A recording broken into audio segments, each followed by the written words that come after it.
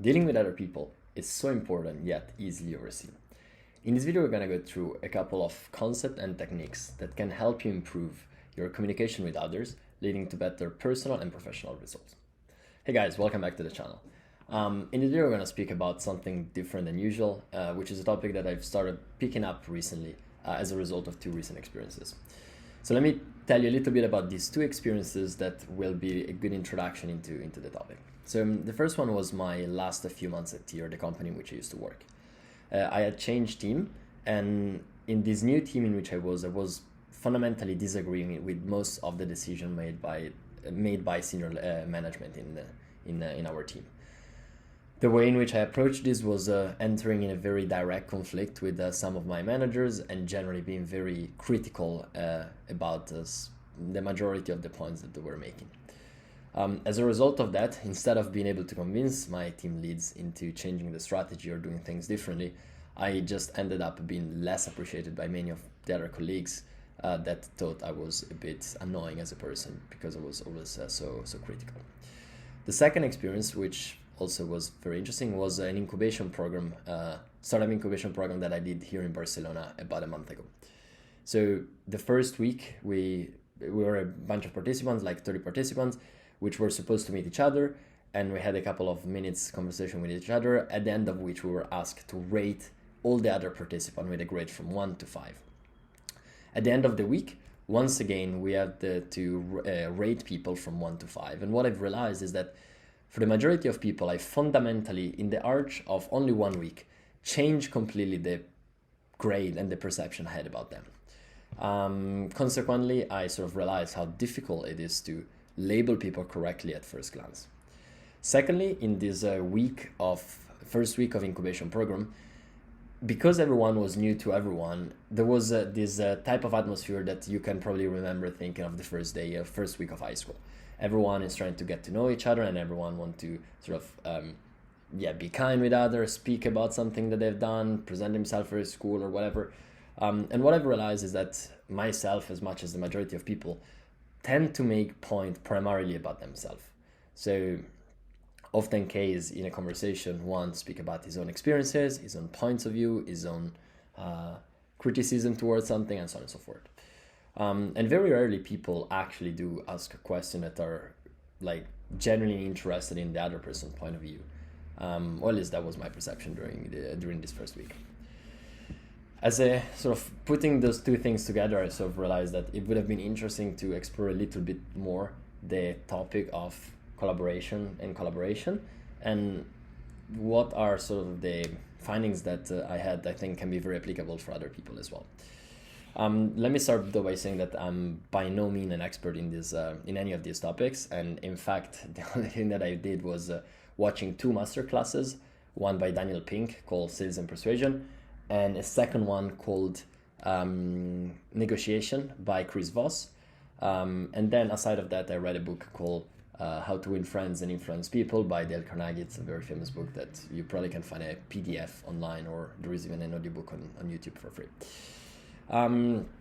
They sort of putting together some of this information, what I came to understand is that it is generally much better to try to understand and leverage people's intention rather than convince them of something that they don't believe yet. And fundamentally, therefore, your aim should be that of aligning with the other person rather than sort of redirecting them. So that's it. The main takeaway that I took from all of this, which I think is the sort of line that you should remember about this video, if you are there to remember only one line, is that you should put yourself in the shoes of the other person always. I think that can be done in sort of two main ways. The first one is to listen more, and the second one is to think about their problems and advantages. So how can you listen more? I think, or better, like why would you want to listen more? I think there are two key advantages in listening more. The first one is that people will like you more. In fact, I think everyone primarily care about themselves, their strengths, their problems, their weaknesses, then their benefits, whatever. So if you actively listen to others, they will perceive that you're interested in them. And since everyone is so interested in himself or herself, they will start liking you as a consequence. The second advantage on why listening more is important is that you can understand better people, where they come from and what are the motivators, which can help you figure out how to ask questions that will help the other people see new perspectives. In fact, even though everyone thinks to know what they want, most often people don't exactly know and are not sure about what they want. They don't have so much clarity. And therefore, as an external sort of counterpart of that person, you can help them through question rethink, sort of exploring your perspective that then that can lead them to movement and actions that otherwise they would have not considered. In fact, that the goal finally is not that you will tell them, oh, you should do X, Y, Z, is that you set up situation in which the person will do something by yourself because they themselves want to do it. So that's why listening more is important. Now, like, how can you listen more? I think, once again, here there are two sort of divisions. The first one is like actually listening to them more, which for the most part just mean being interested in what the other person is saying. And not everyone is equally interesting, at least for me. But there usually will be something in another person that you genuinely find interesting. Maybe the person is not the smartest, but is a great sport person, and you practice the same sport. It will be really going deep into how that person became so good in that sport, and so on and so forth. So find a way to actually be interested in that person. The second thing, which is a bit more nuanced, is like sort of signaling the other person that you're listening to them. And this can be done in a variety of ways. I think one simple technique, particularly effective in the beginning of a relationship with someone, is that of calling the person with their own name.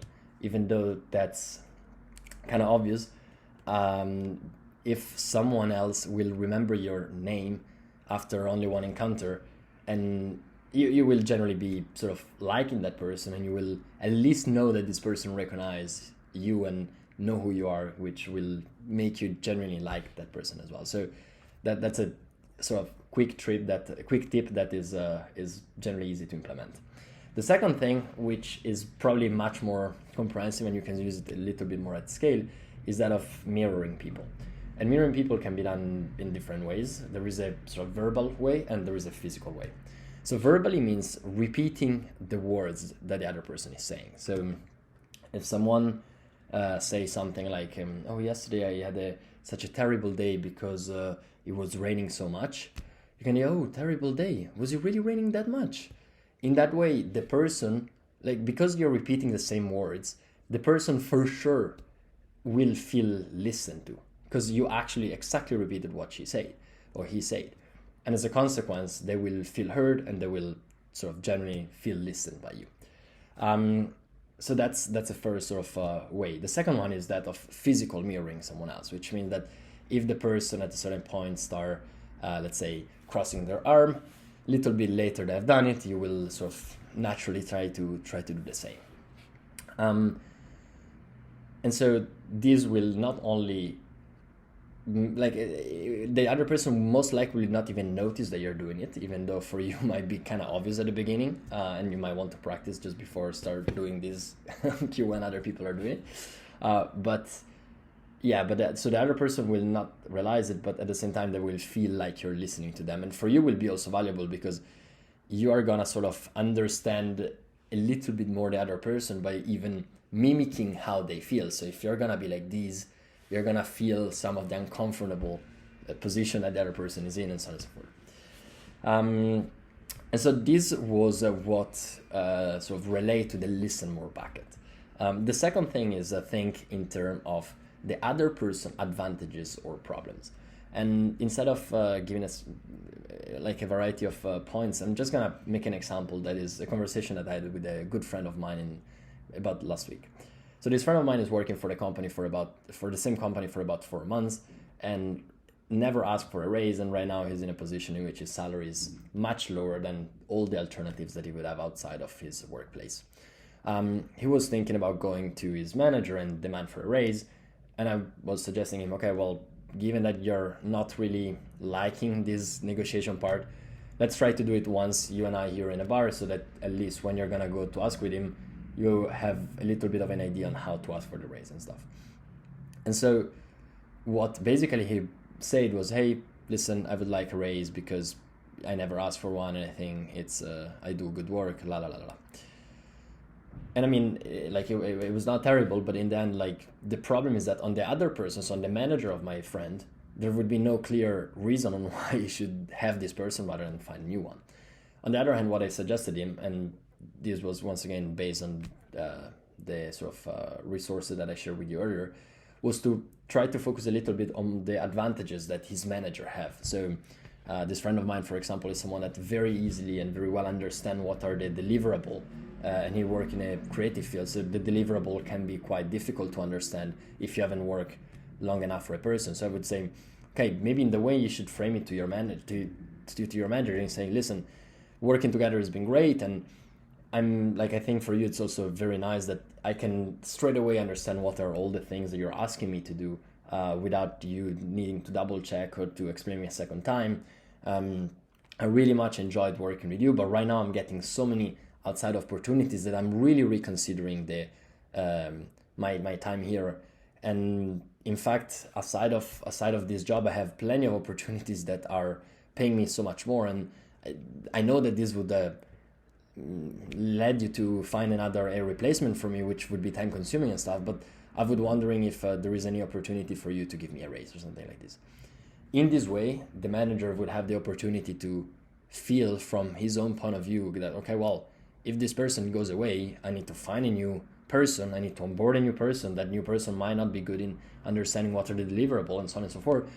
And so the manager himself will be like, okay, well, keeping this person in the team will actually be valuable for me, and therefore I'm gonna do what I can to keep the person in the team. So those are, I think, fundamentally the two things. If you want to put yourself in the shoes of the other person, you should listen more and think in terms of the other person advantages and problems. In this last section, I want to share a couple of techniques that I found sort of interesting and useful. The first thing, which is not a technique, but it's more like a small exercise that you can do, is starting getting awareness on how often the points that you make, let's say when you're having a beer with friends, are primarily about your own ideas, your own opinion, your own consideration, and so on and stuff like this. I've realized that I do this a lot, and similarly, the other people that I go out with tend to do this a lot. So I think the first step, even prior to start listening more and all the other things we mentioned, is to sort of start being aware of how much you're already listening or not listening. The second thing is to implement mirroring. We already discussed there are sort of two types of mirroring. There is sort of verbal mirroring, in which you repeat the words of the other person, and there is physical mirroring, in which you mimic the body language that the other person has. If you do have occasion to start mirroring, I think that's a good technique that at least has been very valuable for me in the last months. Aside of this, another technique that you can try do is something called labeling or mislabeling. So the idea of labeling is that after someone says something, you're gonna come up with a sentence like, oh, it seems like you are X. So let's make the case the person is saying about how he walked his dog on Saturday, and the dog started arguing with another dog, and he brought the dog away and said, oh, it really seems like you're a person who loves animals. And let's make the case that the other person doesn't actually love animal, but only love dogs. In that case, it would be mislabeling. The other person, what we'll do is saying, no, actually, I only like dogs, and then we'll expand on why I like dogs, why he doesn't like other animal, what is the reason, or since when, and so on and so forth. And so through sort of labeling a person, whether it's correctly labeling, like, oh, you like dog and the person actually like dog, or you like animals and the person actually like dog, which would be mislabeling, the other person will start giving you additional information about themselves, which will be useful for you to understand the other person in a little bit more comprehensively, which then will be helpful for you to know how to help and sort of direct the person to see what is common alignment between you and her. The fourth thing that I suggest you do is sort of create off-ramp for the other person to act. There was an example in which in one of the courses I followed that say that a university campus in the US sent 2 emails to different group of students, both trying to have people donate food. The first email was saying, hey, please donate food that is gonna be sent in shelters. The second email, on the other hand, was, please send food that is gonna be donated in shelter. You can donate here at this time, in this moment, this type of items, la la la la la. And eventually this second email was much more effective than the first one, because already in the reading of the email, people could make somewhat of an implementation plan on how to act. And so people were actually more prone to donate, not much because they were better people. If anything, the opposite. This second email that worked better was sent to people that were much less likely to donate, and I don't remember exactly what was the case, but a group that was less likely to donate, but ended up being more effective just because help people actively do the thing that they needed to do. So if you can, in the way you're framing something, already create an off-ramp that make the other person able to act or understand straight away how to act, that's very valuable. I think this is generally tied to a notion of clarity, which is very important and that people often don't have. So people think that they know, but in very many situations, they actually don't have yet clarity on what they want. And so if you're able to sort of direct them and provide better clarity, help them reach this level of clarity, they will be more likely to do what, to take action, which is fundamentally what you will want. That said, this was basically the content. I hope this video was somehow helpful, and I hope I'm gonna see you in the next video. Maybe just a quick short note. I know that I've not been any consistent in the videos, and and I've basically tried a different type of content. I think this is gonna keep happening, and so maybe I'm gonna post 1 video per day, maybe I'm not gonna post for a month, but I hope you can understand the situation in which I'm at. Have a good one. Bye-bye.